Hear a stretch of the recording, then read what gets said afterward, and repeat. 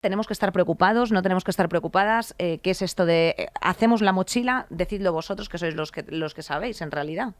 Yo creo que no tenemos que estar preocupados de vamos a tener una invasión pasado mañana. Esto de Rusia va a invadir pasado mañana España y vamos hacia la Tercera Guerra Mundial. No. Calma. Pero creo que sí que tenemos que ser conscientes del ambiente de seguridad o del orden internacional al que nos encaminamos. Y sí que es un orden internacional más inseguro, más inestable, en el que hay mucha más incertidumbre, en el que esos esquemas con los que nos hemos movido hasta ahora, como puede ser que Estados Unidos es el principal aliado de Europa y nos asegura a todos, pues eso parece que se está rompiendo, ¿no? Entonces, ser conscientes de esa realidad no es caer necesariamente en el alarmismo, pero tampoco podemos ser, desde mi punto de vista, pues ingenuos y decir, no, esto sigue como siempre y nos están engañando y esto es alarmismo por alarmismo. Tal vez lo que tenemos que criticar son las estrategias con las que nos están contando, pues eso, que el orden internacional es más inseguro, ¿no? Y que eso implica tomar una serie de decisiones, en este caso a nivel europeo. Y ahí ya podemos discutir pues si esas decisiones se están tomando bien, mal o si es la estrategia a seguir y tal, pero hay que tomarlas, yo creo. Frente a esta inseguridad o a este nuevo escenario de seguridad al que nos estamos enfrentando,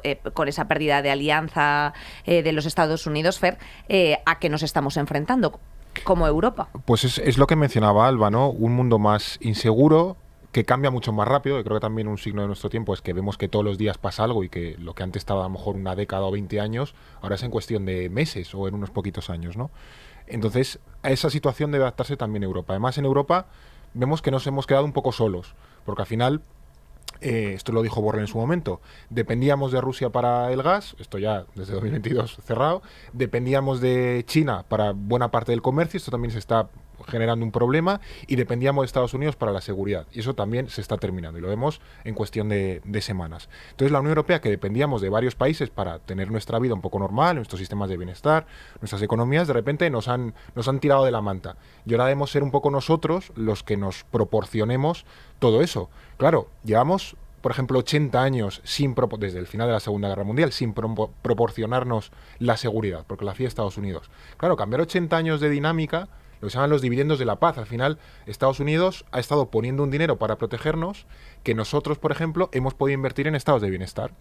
Y entonces ahora Estados Unidos nos dice, oye, muy bien, daneses, por tener aquí sanidad, educación y todo maravilloso y prestaciones del copón, pero no habéis invertido en defensa y tenéis que hacerlo porque yo ya no quiero poner todo ese dinero.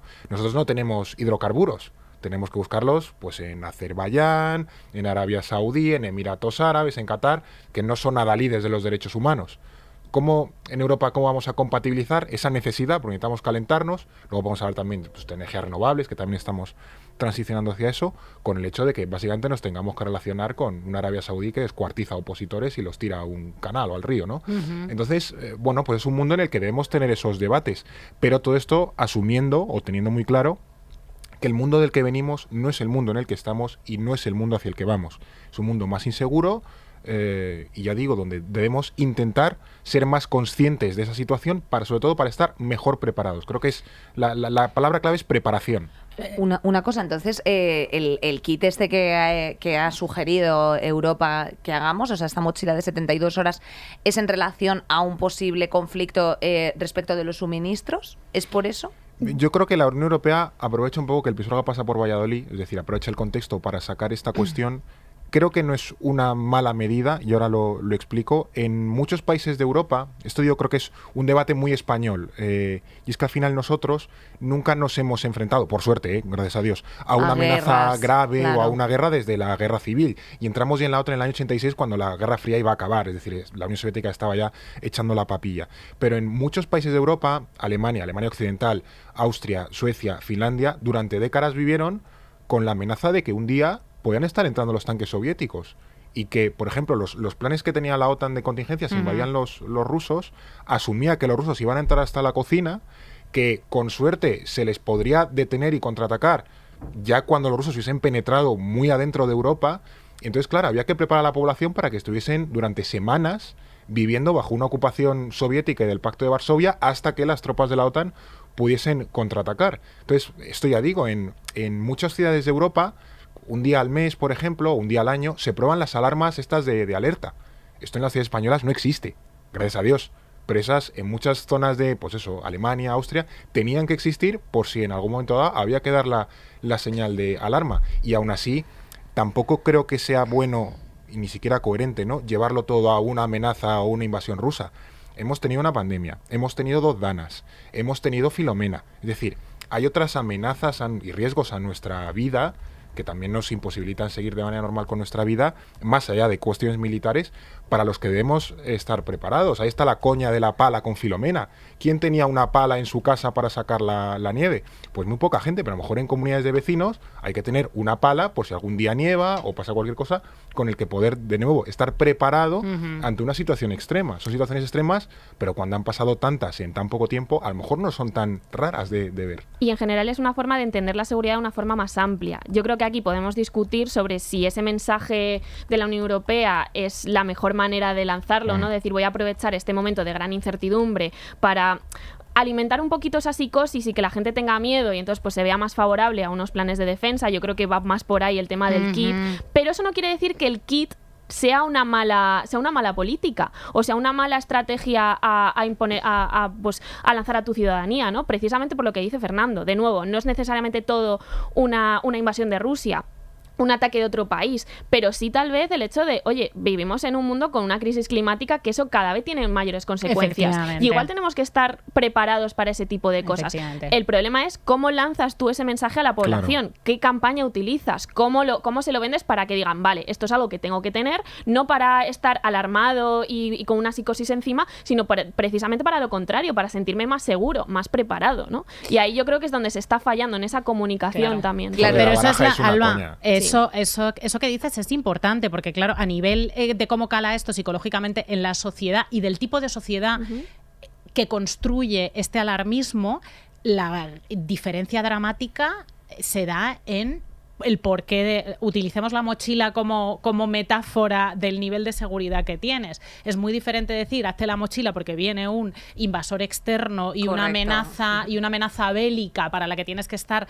tú solo ante el peligro, como en una peli de zombies, preparadísimo, que decirle a la ciudadanía, estamos consumiendo recursos por encima de nuestras posibilidades, porque tú has mencionado una pandemia, una dana, un desastre climático. Claro, todas esas cosas vienen de no haber hecho un esfuerzo colectivo, ¿no?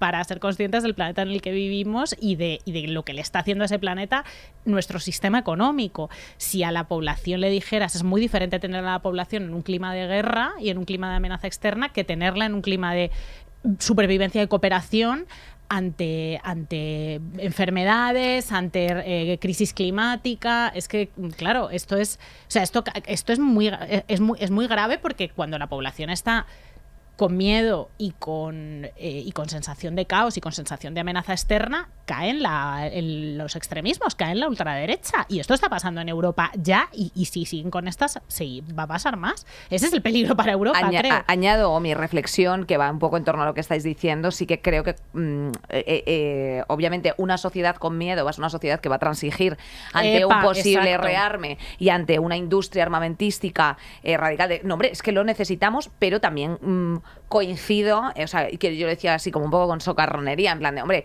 ¿qué es esto de esta mochila con una sonrisa? Que estamos ante unas nuevas problemáticas, pero el problema está en que la gente no sabe ante qué nuevas problemáticas está y tenemos una sociedad extremadamente infantilizada. O sea, quiero decirte, porque si al final todo el rato el debate es